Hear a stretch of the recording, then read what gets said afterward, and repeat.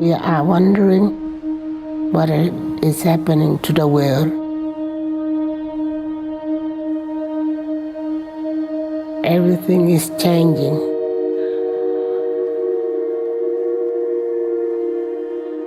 The very idea of human being some sort of natural concept is really going to change.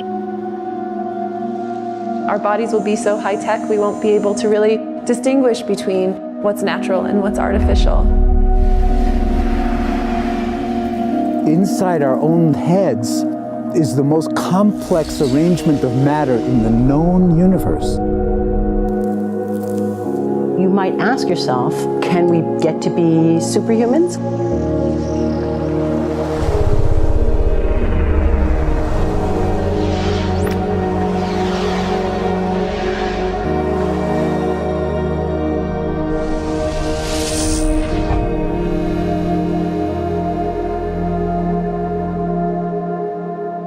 The original Industrial Revolution was driven by the discovery that you could use steam engines to do all kinds of interesting things. But that was followed by additional revolutions for electricity and computers and communications technology. We're now in the early stages of the fourth industrial revolution, which is bringing together digital, physical, and biological systems. One of the features of this fourth industrial revolution is that it doesn't change what we are doing, but it changes us. With the ability to visualize brain activity, for example, through a simple consumer-based EEG device, it gives us access to ourselves in ways that we've never before thought possible. It unlocks the black box that is the brain and enables us to really, truly be able to realize an identity that is aspirational. I see the circular economy as something which fits very closely with mankind's goal to be innovative and creative and to always progress. We can use asset tracking, we can use IT, we can use 3D printing to enable this different economic model to recover materials, feed them back into the economy and really to decouple growth from the resource constraints we have. The reason we live in cities is not different today than it was 10,000 years ago. Even if we have got networks connecting us, we still want to have places where we meet in person. So this means the place where we work and the place where we live are much closer to each other, a city where we don't need to have big supply chains in order to produce things, where many things can be sourced locally thanks to 3D printing and robotics. So if we're able to do something to transform cities, to make them more efficient, then the impact can be huge. The projection of 5 million jobs lost by 2020 to technology is serious, but it's not the main question. Construction, manufacturing, services, public health and education, these industries will still exist.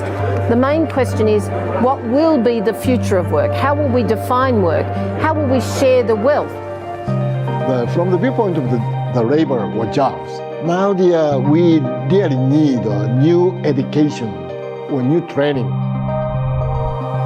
We're working with a World in Motion and First Robotics, trying to encourage students from third grade all the way up through the end of high school. We had students make sailboats, and then we had them race them, and so they could see how quickly they could move. And they immediately went back and started to say, oh, I saw what happened, I'm going to go change this or that. And that was third graders.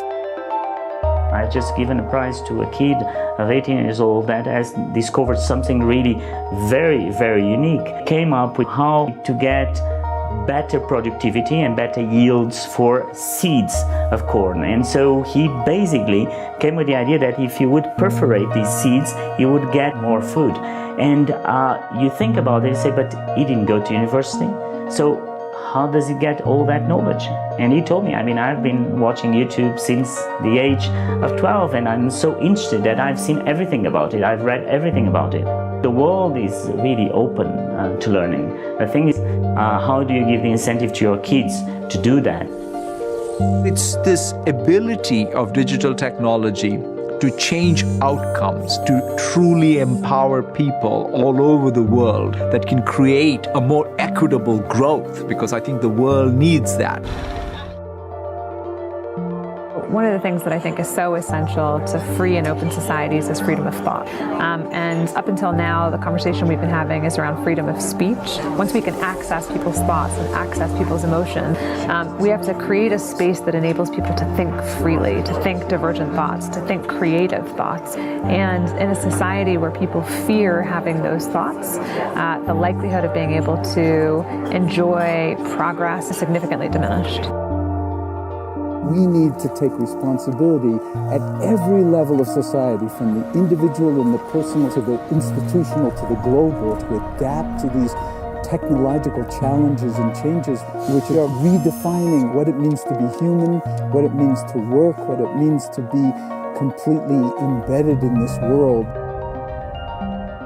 People always ask me if I'm an optimist or a pessimist. The technology exists, but how do we get it and implement it at the scale we need at a price that people around the world can afford? Even though we have everyday problems we have to solve, we have to find a way to lay the foundations for the innovations of tomorrow.